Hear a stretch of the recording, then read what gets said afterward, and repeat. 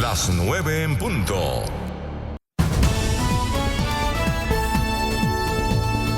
CMI, la noticia. Resultados iniciales de elecciones en Estados Unidos. Ventaja primera para Donald Trump. Con mayorías en Florida, Indiana, Kentucky, Carolina del Sur y Georgia, Trump arranca como vencedor. Kamala Harris gana en Michigan, Virginia, New Hampshire, Maryland y Ohio. Resultados definitivos solo se conocerán mañana y se teme que podrían extenderse escrutinios hasta el jueves. Estados con mayoría tradicional demócrata como California, Oregón, Kansas aún votan. Falta cierre de votaciones en medio país. Alerta por intensas lluvias en toda Colombia. Investigan a presidentes de Senado y Cámara. Mindefensa explica reorganización en fuerzas militares. Buenas noches, bienvenidos a CMI La Noticia. Estados Unidos vive a esta hora un histórico conteo de votos de la jornada electoral en la que los ciudadanos de ese país eligieron a su presidente número 47 entre Donald Trump y Kamala Harris. Con los primeros resultados conocidos, Donald Trump lleva la ventaja. Joan Avellaneda, buenas noches. ¿Cómo van esos primeros resultados? Claudia, Margarita, buenas noches. Efectivamente, en este momento es una batalla voto a voto en Estados Unidos. Son unas elecciones muy reñidas. Voy a explicar rápidamente cómo se elige el presidente en Estados Unidos, porque a diferencia de nuestros sistemas, los votos de la gente cuentan, pero no es el voto de la gente el que define el presidente. ¿Cómo se define el presidente? Se define por un sistema que se llama colegios electorales. ¿Cómo se definen los colegios electorales? Son un grupo de personas que están elegidas proporcionalmente en cada estado. Si ustedes ven en el mapa, cada estado tiene un número. Por ejemplo, Texas 40, California 54, Colorado 10. Ese número está definido por dos factores. Uno, el número de senadores que tiene cada estado. Cada estado tiene 2 senadores, uno de cada partido. Y el otro por el número de representantes a la Cámara que tiene cada estado. Esa distribución se hace proporcionalmente de acuerdo a la población de cada estado. Es decir, estados grandes como California, como Texas, como Florida, tienen el mayor número de delegados electorales, 54, 40, 30. Estados pequeños como Utah, Colorado, tienen 10. ¿Por qué? Porque sus poblaciones son o más grandes o más pequeñas y su aporte económico a la nación, según el censo, también varía. Entonces, eso determina el número de delegados electorales. ¿Cuántos delegados electorales hay? 538 en total. El número mágico para ganar la elección en Estados Unidos y ser presidente es 270 delegados. ¿Cómo se obtienen esos 270 delegados? Ganando en cada estado, y el estado que usted gana, ese número de delegados es para usted, se suman todos y usted tiene que llegar a 270 primero que su contendor. ¿De dónde sale esos 538? Son 435 representantes a la Cámara, 100 senadores, son 535, y la capital de Estados Unidos tiene derecho, por ser la capital, a aportar 3 más. Ahí están los 538, número mágico 270. Ustedes ven aquí unos estados marcados de amarillo, son los llamados estados péndulos, los estados batalla, los estados, como llaman en Estados Unidos, los swing state. Son estados que cambian su tendencia con cada elección, a veces son republicanos, a veces son demócratas, le dieron la victoria a Joe Biden, antes se la dieron a Donald Trump y en este momento siguen siendo una incertidumbre. Hay que prestarle mucha atención en la costa este a estos 5 estados, Georgia, Carolina del Norte, Pensilvania, Wisconsin, Michigan, y en la costa oeste, Nevada y Arizona. Vamos con los primeros resultados. Ya hay 21 estados que están dando resultados. Una aclaración, ustedes de pronto van a ver el mapa muy rojo al final. Recordemos, el color rojo en Estados Unidos representa a los republicanos. El rojo es conservador en Estados Unidos, el azul, demócrata. Entonces, tenemos los primeros resultados. Vamos a ver la costa este primero, que son los primeros resultados que tenemos. Está Kentucky, en el estado de Kentucky en este momento está ganando Donald Trump con el 64.6%, Kamala Harris con el 34%. Es un estado que da 8 delegados. También tenemos el estado de Georgia. Ese estado es determinante, es un estado pendular y en este momento tiene resultados parciales.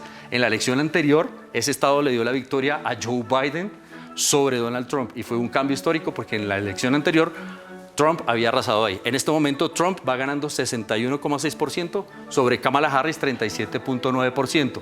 Pero ojo, porque en este estado como en varios que son muy relevantes en Estados Unidos, pesa mucho una cosa que se llama el voto anticipado o el voto por correo, al cual después de la pandemia muchos estadounidenses están acudiendo porque se evitan la fila, porque se evitan enfrentarse al clima, y entonces esos votos por correo se cuentan mucho después de lo que salen los votos en las urnas. Por eso estos resultados son un poco mezclados, tienen un poco de verdad, un poco de incertidumbre. Vamos con Indiana. El estado de Indiana tiene en este momento 64.2% para Donald Trump, 34.3% para Kamala Harris y da 11 delegados. El siguiente estado que tenemos en este momento es Vermont. Vermont son 3 delegados. Allí va ganando Kamala Harris 68.4%, Donald Trump 28.6%. Como les dije, la parte superior derecha de Estados Unidos es normalmente demócrata azul. Virginia, por ejemplo, es otro gran ejemplo, la parte derecha del mapa. Kamala Harris 52.3%, Donald Trump 45.9%. Voy con el estado de Florida, un estado que de un tiempo para acá se resolvió republicano y Donald Trump es el rey ahí. En este momento va ganando 55.8% contra 43%. Fíjense que no es una distancia muy grande para ser el estado relativamente posesión de Trump. Ese estado da 30 delegados, es un estado fuerte y tiene mucho peso. Tenemos resultados en Ohio. El estado de Ohio da 17 delegados. Ahí, de nuevo, parte superior derecha, Kamala 53%, Donald Trump 46.1%.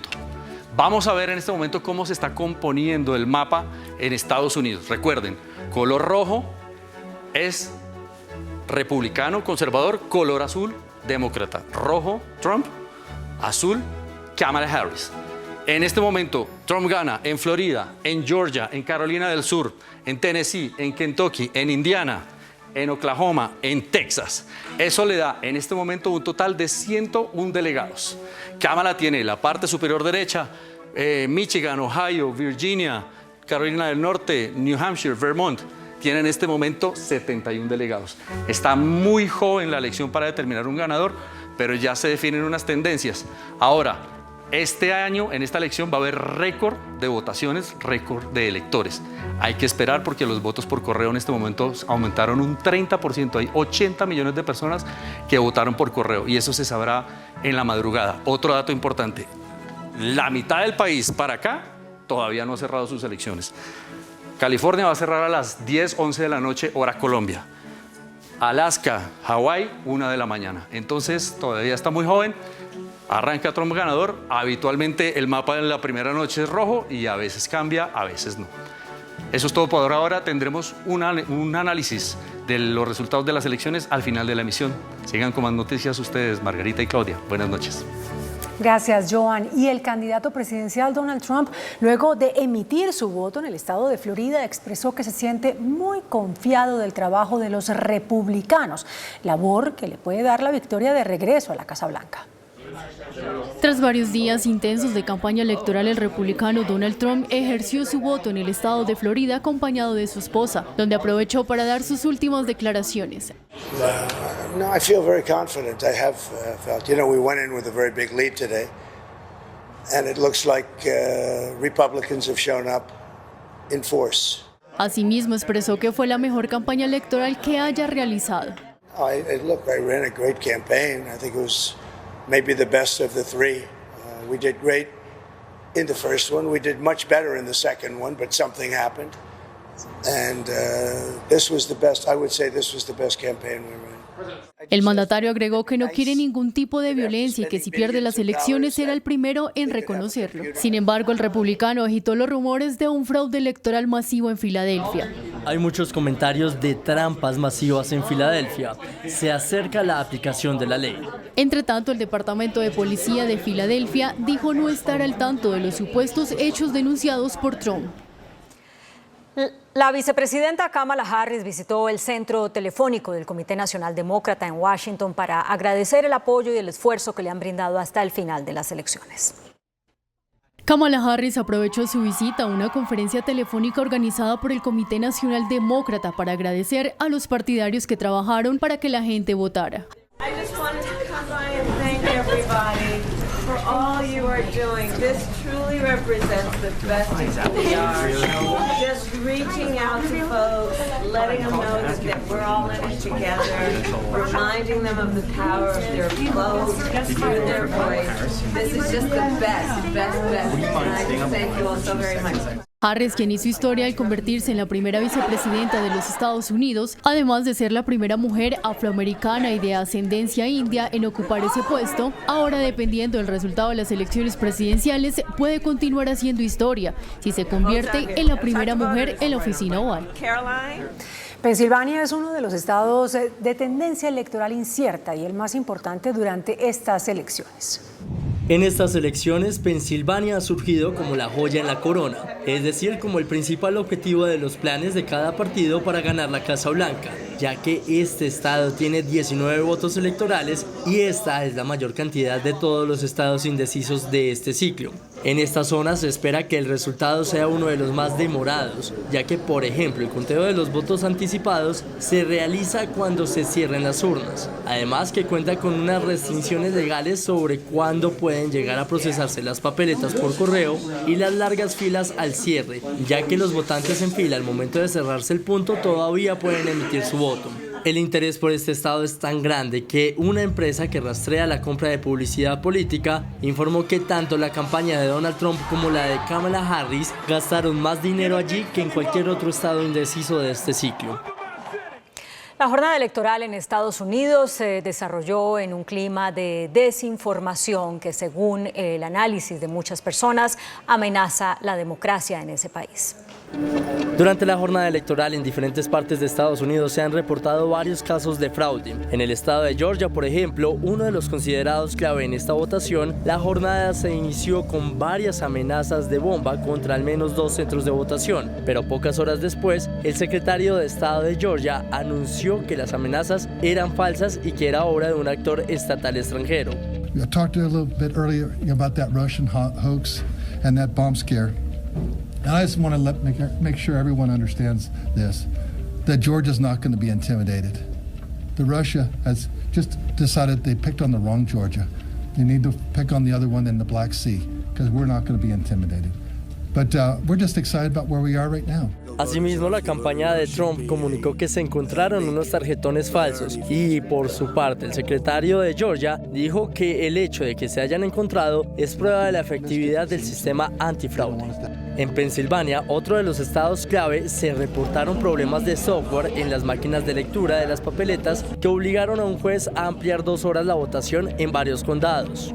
Por su parte, el FBI alertó a la ciudadanía indicando que el nombre de esta entidad y los logos se están usando en las elecciones de Estados Unidos para promover desinformación electoral. Asimismo, durante el día, el secretario de Estado de Arizona tuvo que realizar una rueda de prensa afirmando que las elecciones en su estado iban bien luego de que corriera el rumor de que estaban quemando las urnas. Los datos parciales de participación en las elecciones cifran el número de votos en un porcentaje superior al de la contienda pasada en el año 2020. Tan solo el voto anticipado superó los 89 millones de sufragios. Varias zonas de Estados Unidos, entre ellos los estados de Michigan, Texas, Florida, Nevada, Virginia, Pensilvania y Georgia, tanto demócratas como republicanos superaron las cifras de participación de los últimos comicios. And similarly to my colleague in Georgia, we have seen both extraordinary engagement and turnout all across the state. I've been visiting polling places throughout the day, and there are literally parties at the polls, people dancing, people celebrating, which is kind of what today should be. And people standing in line next to each other, voting for different candidates with very different opinions, but still proud to respect each other's right to vote. Por su parte, en un grado sorprendente, los estadounidenses no esperaron al día de las elecciones para votar, ya que más de 83,9 millones de personas emitieron su voto de manera anticipada, ya sea por correo o mediante la votación en persona. Los demócratas tenían una amplia ventaja sobre los republicanos en la votación anticipada hace 4 años, pero la brecha fue más estrecha esta vez, ya que los principales funcionarios republicanos habían instado a los participantes a aceptar votar antes de las elecciones. En medio de esta jornada electoral, la policía arrestó a un hombre que intentaba ingresar al Capitolio con un soplete. En medio de un control de seguridad en el centro de visitantes del Capitolio, un hombre fue detenido por las autoridades del lugar. Al percatarse que olía a combustible y en medio de la requisa, se dieron cuenta que llevaba un soplete y una pistola de bengalas. Ante esto, las autoridades cancelaron las visitas públicas al Capitolio por el resto del día y dieron inicio a una investigación para determinar qué iba a hacer el hombre con esos objetos. El arresto se produce mientras las autoridades se encuentran en alerta máxima por temas de seguridad en la capital de la nación en medio de la jornada electoral, por lo que han aumentado los patrullajes en áreas del centro y en los alrededores de la Casa Blanca, ante el nerviosismo de que se repita la toma del Capitolio como el 6 de enero del 2021. Las agencias de inteligencia de Estados Unidos advirtieron que Rusia busca tener injerencia en las elecciones presidenciales y generar miedo en los votantes. Desde el inicio de la campaña electoral de los candidatos presidenciales, la demócrata Kamala Harris y el republicano Donald Trump, las agencias de inteligencia de los Estados Unidos han advertido sobre la intención de Rusia de interferir en las elecciones presidenciales. Por medio de una declaración conjunta de la Oficina del Director de Inteligencia Nacional, el FBI y la Agencia de Seguridad Cibernética y de Infraestructura, expresaron la preocupación de que los esfuerzos de Moscú puedan seguir avivando la discordia política en el país. Rusia es la amenaza más activa. Los actores de influencia vinculados a Rusia en particular están fabricando videos y creando artículos falsos para socavar la legitimidad de las elecciones, infundir miedo en los votantes con respecto al proceso electoral y sugerir que los estadounidenses están usando la violencia entre sí debido a preferencias políticas. Para las agencias de inteligencia, Irán también sigue siendo una amenaza significativa de influencia extranjera para las elecciones estadounidenses. La presidenta de la Cámara de Comercio Colombo-Americana, AmCham, María Claudia Lacutir, afirmó que de las elecciones presidenciales o del resultado de las elecciones presidenciales en Estados Unidos depende el futuro de las relaciones económicas con ese país. En diálogo con CMI desde Londres, la presidenta de la Cámara de Comercio Colombo-Americana, María Claudia Lacutir, explicó por qué para Colombia es crucial el resultado de las elecciones en Estados Unidos. El 29% de las exportaciones al mundo son a Estados Unidos, pero lo importante no es solamente el porcentaje, sino que mientras las exportaciones de Colombia al mundo decrecen 1%, a Estados Unidos está creciendo un 7.3%. La relación con Estados Unidos también es clave para sectores como el del turismo. El 28% de los turistas que llegan al país son de Estados Unidos, con un crecimiento de más del 10%. La inversión, el 41% de la inversión que llega a Colombia es de Estados Unidos. ¿Es Estados Unidos de lejos el principal socio comercial que tiene Colombia? De lejos, en todos los ámbitos, como lo acabamos de mencionar. La dirigente también explicó cuáles son los productos que se venden en el mercado americano.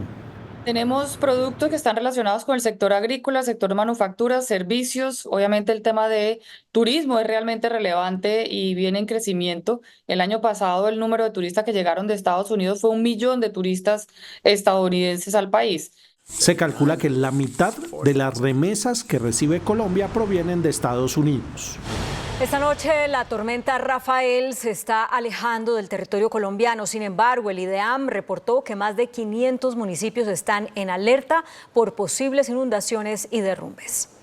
Tras reportar alerta amarilla por el paso del ciclón Rafael en el norte del país, la directora del IDEAM dijo que Colombia se debe preparar para lluvias más intensas en los próximos días. Al día de hoy teníamos más de 500 municipios en algún nivel de alerta por deslizamientos y también varias cuencas hidrológicas en alertas también hidrológicas por crecientes súbitas, por ejemplo. En medio del mal clima sigue latente el fenómeno de la Niña.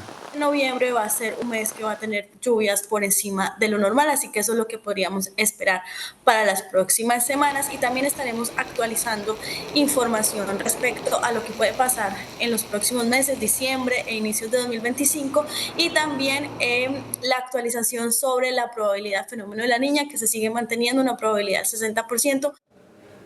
La Corte Suprema de Justicia llamó a indagatoria a los expresidentes del Senado Iván Name y de la Cámara Andrés Calle por el escándalo de corrupción de la Unidad Nacional de Gestión del Riesgo.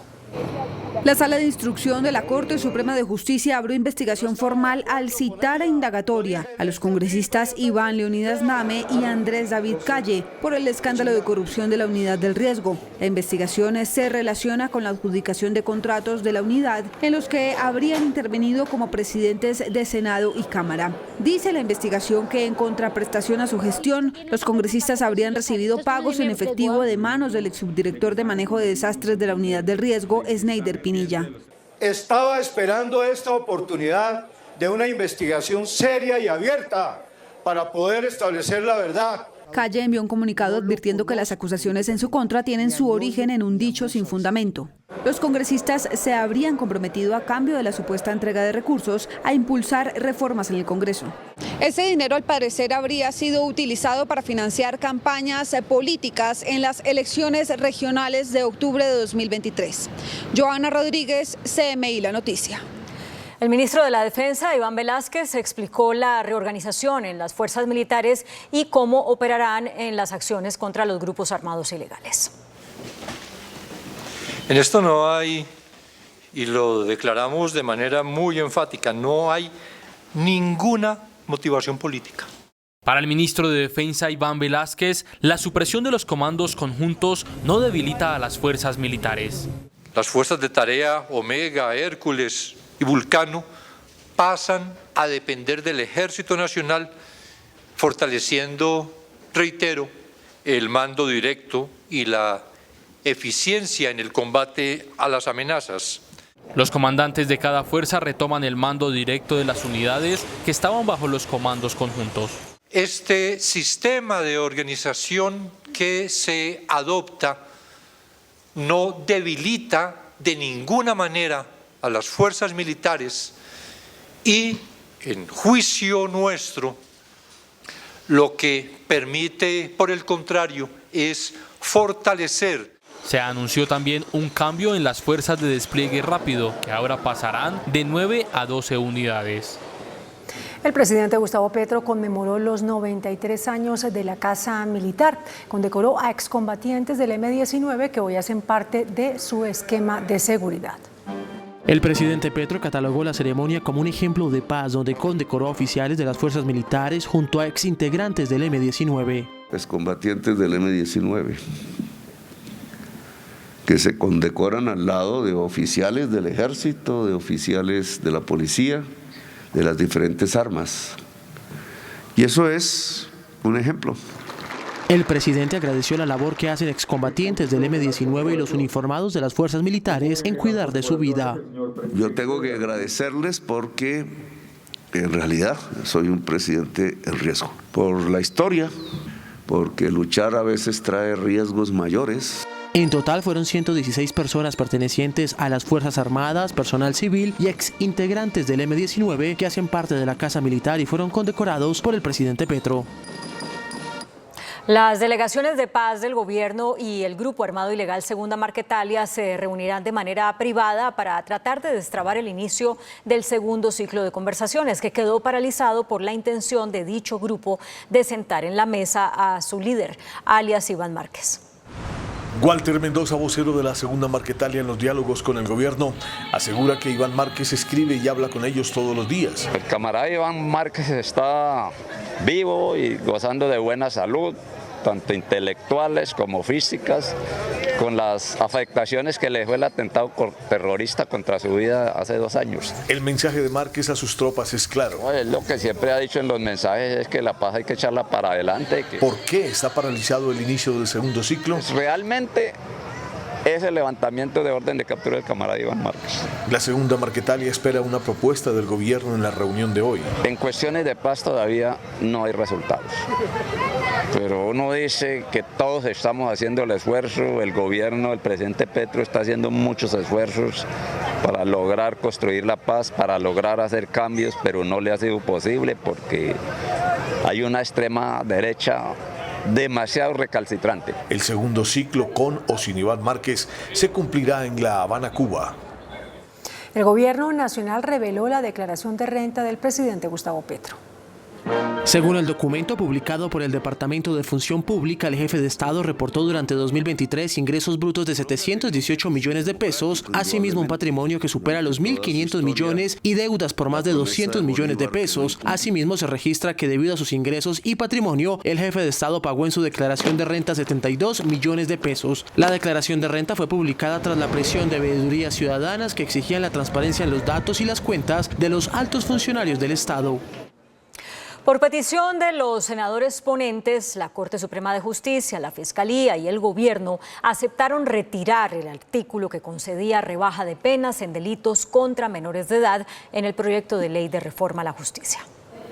Este es el documento conocido por CMI, mediante el cual el presidente de la Corte Suprema, la fiscal general de la Nación y la ministra de Justicia aceptan la petición del Congreso de la República de retirar de la reforma a la justicia el artículo que concedía rebajas a delincuentes contra menores de edad. No es posible que en Colombia se le entreguen beneficios a quienes atentan contra los niños. En el documento también se retiran los beneficios para los delincuentes que reincidan en los últimos 5 años en temas como robo. Todos los delitos querellables y que permiten desistimiento, si en los últimos 5 años hay un reincidente de esa clase de delitos, no podría tener esa posibilidad de reparar el valor por el cual fue hurtado o cual cometió la estafa o alguna de estas características o condiciones que establece el tipo penal. Esta reforma a la justicia con este acuerdo comenzará a ser tramitada la semana entrante.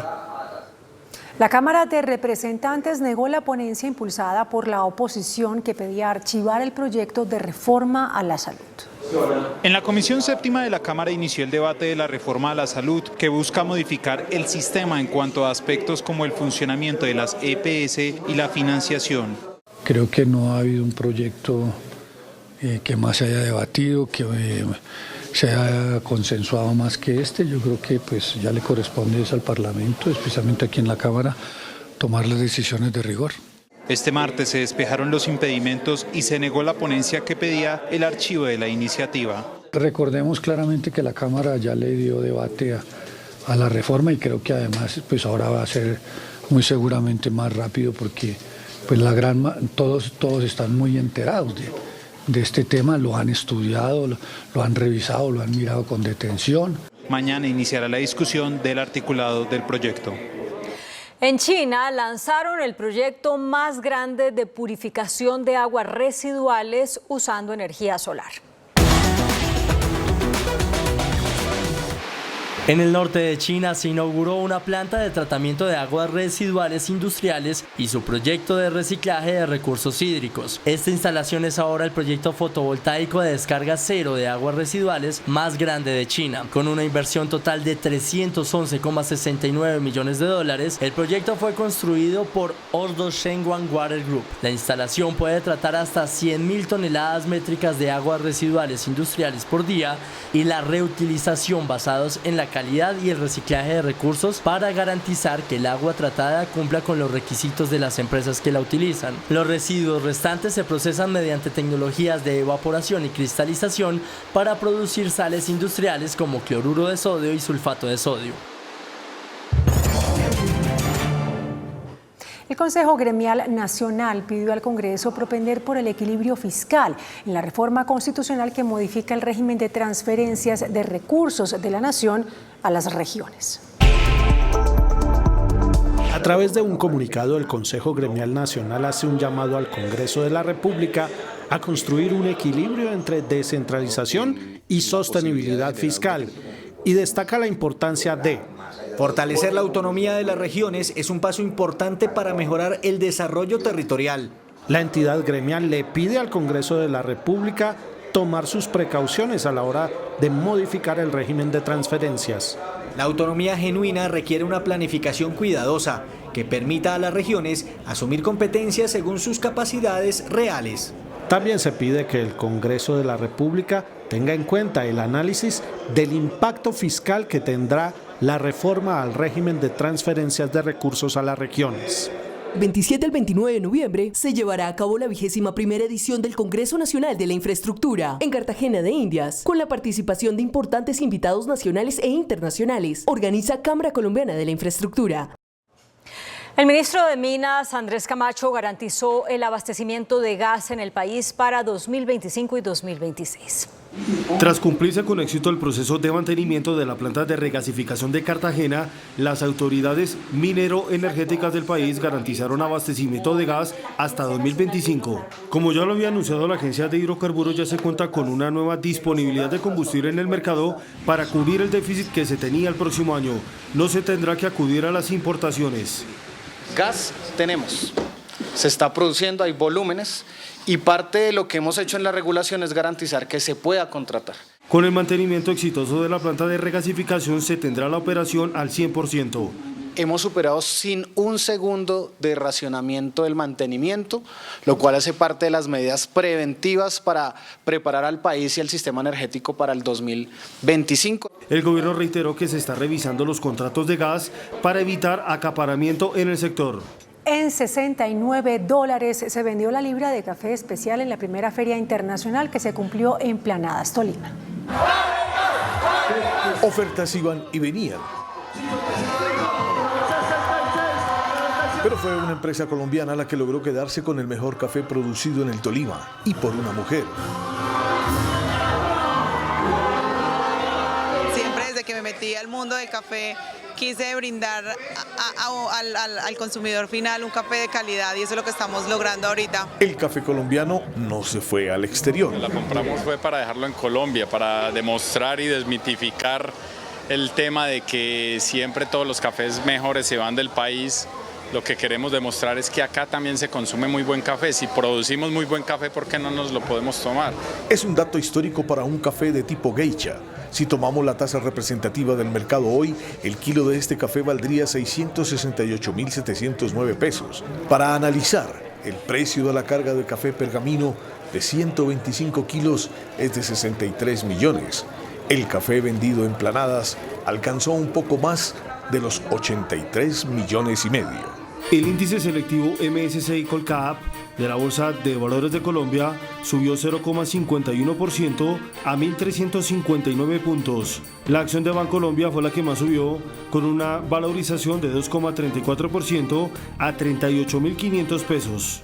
La acción de Conconcreto fue la que más bajó, con una pérdida de 1,93% a 305 pesos. La acción preferencial de Bancolombia fue la más negociada de la jornada, al movilizar más de 16.000 millones de pesos, con una variación positiva de 1,37% a 35.600 pesos. La tasa representativa del mercado que regirá para mañana miércoles será de 4.421 pesos con 86 centavos. Los profesionales del cambio compran la divisa en 4.140 pesos y la venden en 4.190 pesos. Un euro cuesta 4.832 pesos con 40 centavos. La libra de café en Nueva York se cotizó a $2.50. El azúcar se transó en 21,86 centavos de dólar la libra. El barril de petróleo WTI se cotizó en $71.98. La referencia Brent para Colombia se cotizó en $75.47. Una acción de Ecopetrol cuesta 1.660 pesos. En un esfuerzo por fortalecer las capacidades de los líderes regionales y promover el desarrollo de sus territorios, Findeter ha lanzado un ambicioso programa de capacitación. Escuela de Líderes Transformadores, un espacio de aprendizaje que lanzamos en el evento Transformando Regiones y que hoy se hace realidad. Este programa virtual será impartido por el Colegio de Estudios Superiores de Administración a 250 funcionarios públicos, quienes al final del curso tendrán conocimientos en temas como planificación territorial sostenible, finanzas territoriales, estructuración de proyectos públicos, seguimiento a planes de desarrollo y sostenibilidad, entre otros. En Findeter, como aliado estratégico del gobierno, hemos creado este programa virtual pensando en ustedes. Findeter con este diplomado ofrece una oportunidad única y nuevas herramientas de gestión pública. Esperamos contribuir al crecimiento económico, la inclusión social, al aumento de capacidades técnicas, administrativas, financieras, fiscales y de gobernanza de todas las regiones del país. Y hasta aquí, CMI, la noticia.